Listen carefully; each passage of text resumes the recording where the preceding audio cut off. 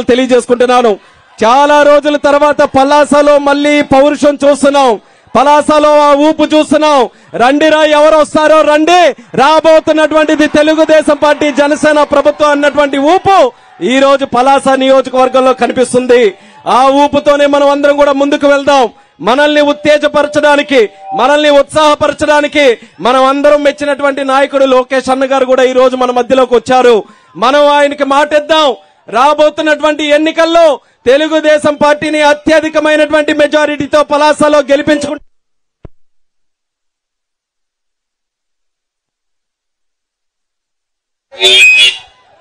గెలిపించుకుంటామనే మాట మనమందరం కూడా ఈ సభ ద్వారా మనం అందించాలి. ఎందుకనంటే 5 సంవత్సరాలు ఈ జగన్మోహన్ రెడ్డి గారి పరిపాలనలో ప్రతి ఒక్కరం కూడా మోసపోయాం. ఏ ఒక్కరు కూడా సుఖంగా లేరు. రాష్ట్రాన్ని సర్వనాశనం చేశాడు. ఒక మహిళకు అడిగినా, యువకుడికి అడిగినా, రైతుకు అడిగినా, ఈ రాష్ట్రంలో ఉన్నటువంటి ఏ ఒక్క ఆంధ్రుడికి అడిగినా సరే గట్టిగా చెప్పేటటువంటి మాట ఈ సైకో పోవాలి, సైకిల్ రావాలి అన్న మాట ప్రతి ఒక్కరు కూడా ఈ రోజు కోడై కూస్తున్నారు. మరి నిజం చేయాల్సినటువంటి బాధ్యత మన మీద ఉందా లేదా అన్నది కార్యకర్తలందరికీ కూడా అడుగుతున్నాను. మరి దానికి మీరందరూ